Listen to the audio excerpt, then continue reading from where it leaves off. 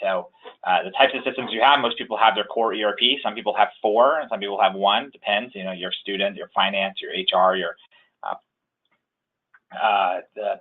possibly you might count alumni in there with that, or other things. And then your point solutions, things like your CRMs and maybe a retention system, a whole variety of new point solutions that oftentimes have to connect with the enterprise system.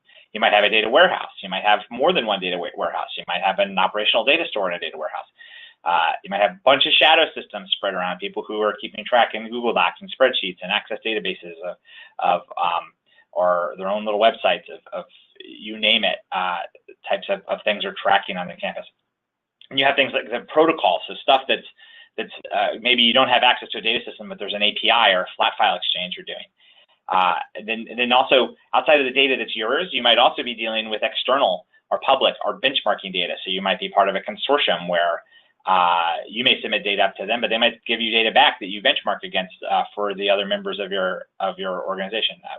You know, we went to the conference last year for the last 2 years at Audi, which they always say people pronounce differently, AAUDE, which is the data exchange group of the AAU schools, and they have a really cool consortium where they benchmark against each other. So those types of examples. So those are all the different, just like general types of systems out there. And I want you to think about this in your brain, because in a minute we're going to do another poll, and I'm going to ask you to write in 60 seconds as many data systems as you have on your campus. So start thinking about that right now. So these systems live all over the place, right? So the types of locations, they might be on-premise. So that means that they're physically located in some sort of hardware or directly accessible system within your institution's environment, right? So a lot of times your ERP is on-premise. There might be other systems, or there might be ones that you have on desktops or other machines, shadow systems.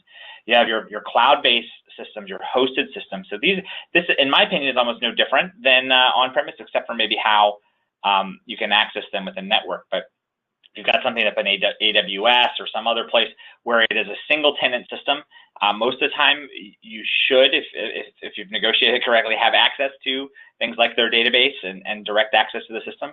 And actually the line between on-premise and cloud-based is really blurring. And then you have your software as a service application. So you're truly sort of cloud-based, multi-tenant, single code system. So you think about a lot of the enrollment management systems or a lot of the LMSs or other applications are multi-tenant cloud-based applications. And then now there's the student information systems are going that way too. The thing that's interesting about that is that your interaction with them is going to be less around the database and more around protocol type interactions, right? So you've got data spread out all over the place, right? And the sort of fact around this in higher education is that, you know, there continues to be this growing demand for the data-driven culture, right? So there's expectation that you do robust analysis of your business data, that you can have access to all this information and be able to answer questions quickly. As we all know, there's a lot of challenges in higher ed, and the faster and more accurately you can react with the data, the better. There's increased regulatory requirements that are happening all the time for reporting, and so you have all these external systems, all this more demand, but there's a need to manage the cost. So while you want to answer these questions quickly and you want to be able to have all these different systems, there's downward force in budgets at institutions. So how do you manage those costs while continuing to innovate?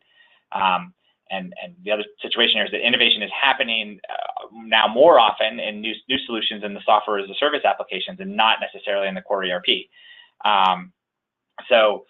While you might have some features that are coming out in your enterprise application, you know, most of the time when you're adding new systems, you've got your housing office has gone and bought some roommate matching software or something, and that, you know, continues to balloon the systems that you have.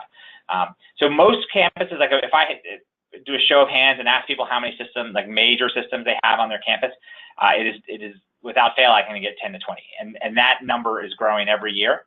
And depending on what you call major, you can have much more than that. All these systems need to integrate with each other, or at least or with a core ERP, and all the disparate data that's spread out is causing a major barrier to this data reporting needs.